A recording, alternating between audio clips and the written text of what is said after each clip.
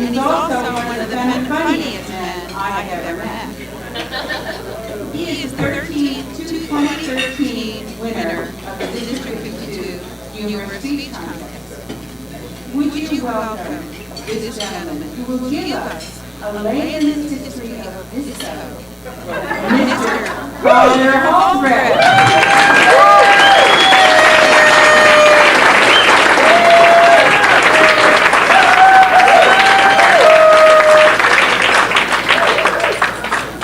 Hello, Toastmasters and honored guests. I can't help but feel as if this entire fall conference was designed precisely for me.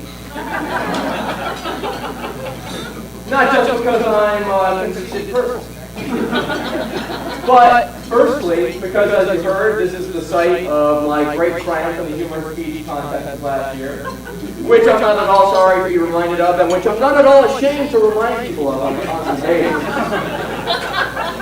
Secondly, we of course have some dynamite speakers in the big Tall Tales contest, which combines my love of humor with my inability to stay away from any kind of dishonesty. But third, and perhaps most importantly, we have, as you've heard a number of times already this evening, the theme for this fall conference of disco. Now, I have to confess a bit of a secret. This is something my family doesn't like to talk about very much. The God's honest truth is that I was born in 1983. And so I was born maybe 3 or 4 years after, by all accounts, the genre of disco perished. So there are probably a lot of people in this room better qualified to say anything about disco than me. I'm looking at this one over here. But the sad truth is, we live in a society that prizes looks above any kind of substance, which is a terrible, terrible thing. But can any of you really say that there was someone in this room who looks more qualified to say something about disco or the 70s than me?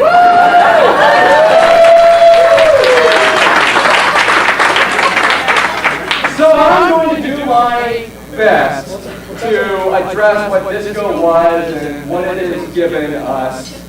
You're probably about to hear a lot of inaccuracies and omissions and exaggerations and outright, frankly, deliberate lies from me.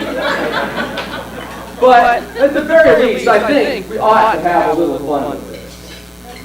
So, to begin with, what is disco? We have to start with the hard questions first, right? Okay. Well, let me set the stage for you. As I understand it. Just imagine you're out at a club, and you're in the middle of the dance floor. The dance floor is made of brightly colored flashing lights. There's a mirrored ball spinning around on the ceiling, reflecting those lights. The entire room is covered in a bank of fog, I think. And everyone's wearing rather absurd clothing, flared lapels, bell bottoms, 200% polyester. And would you believe it, there's even music. Disco music to me, I enjoy it quite a bit. That is what disco I know. It's happy music. It's loud, funky, soulful music, and it makes you feel really glad to be alive. You can't be down when you listen to disco music. Disco music is unlike music from the rest of the 70s, which mostly made you glad to be sad. You tell me why it is you would choose to wring your hands over a stairway to heaven when you could be smiling along with a disco duck. To me, the choice is very, very clear.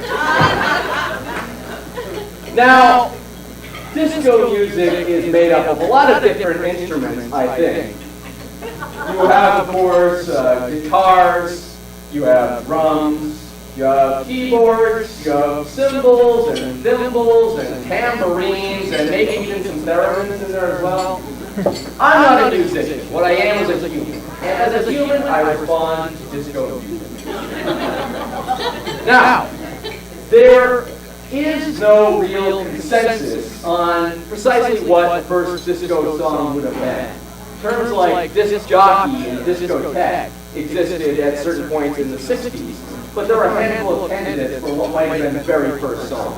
And I'll tell you what my personal favorite would have been to be the first disco song, and that would of course have to be none other than 1974's Carl Douglas classic, Kung Fu Fighting. Let's just talk about what you got in this song. It has everything that really defines the 70s as I understand it. Obviously, you have disco. Second of all, you have Kung Fu, which was everywhere. And third, you have a general condition of belligerence that I assume must have emerged from the 60s and how those things played out.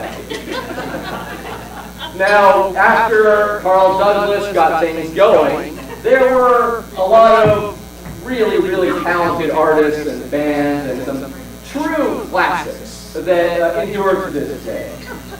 I would be remiss if I did not myself say something about the Village People. Thanks to whom disco will never truly die as long as they continue to play spectator sports in the North American continent. The Village People popularized the YMCA, the Navy, and Macho Men. Obviously, before that, you couldn't be macho. It wasn't cool. After the Village People, who proceeded to record a number of songs that were a little risque for a mixed crowd, there were a lot of other ones that I'm very fond of. Of course, there were the Jackson 5. And the Jackson 5, it seems to me, taught us one thing, if nothing else, and that is that you can achieve an incredible amount before you have hit puberty. The Jackson 5 quite naturally lead very well into one of the next great bands of the 70s, and that would be the Bee Gees. And the Bee Gees also taught us something, which is that technically, in a sense, you don't ever really have to go through puberty at all. If anyone's met one of them in person and said he had a deeper voice, I'd like to hear it. And then, of course, it was an extremely natural step to go from the Bee Gees to Donna Summer, Queen of Disco herself, who didn't need to bother with falsetto. And I think that's quite a step that we were able to take there in the 70s. Now, all of these musical acts and songs started off a little small, and then they became inescapable. And so there were a lot of factors that made disco just as popular as it became. In my opinion, one of the things that really made disco big was Don Cornelius' Soul Train. If you don't know what Soul Train is, that is a show where bands and artists would go on the air and pretend to perform their song to a backing track, while young people would dance around along with it. The big part of Soul Train, of course, was the Soul Train dance line. You would have two lines of cool hepcats lining the floor, and they would proceed to dance along from one side to the other. If I may, I would like to give you just a brief demonstration. If you could, please give me a nice clap of beat.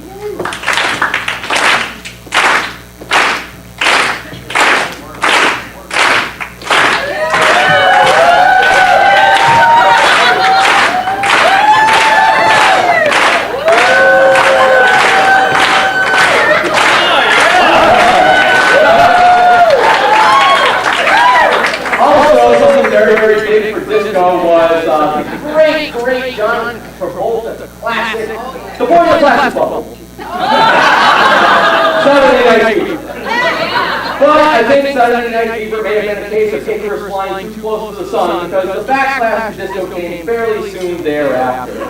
I'm speaking, of course, about the infamous Disco Demolition Night at Chicago's Comiskey Stadium, where in the middle of a doubleheader, they invited the fans to destroy disco records and memorabilia, leading to a riot that made them cancel the second game. Why is it that every countercultural ends in a riot in Chicago? So disco died that night, but it has had resurgences in the 80s and the 90s, and dare I say, maybe even tonight. So I implore you as I leave to do a little dance, make a little speech,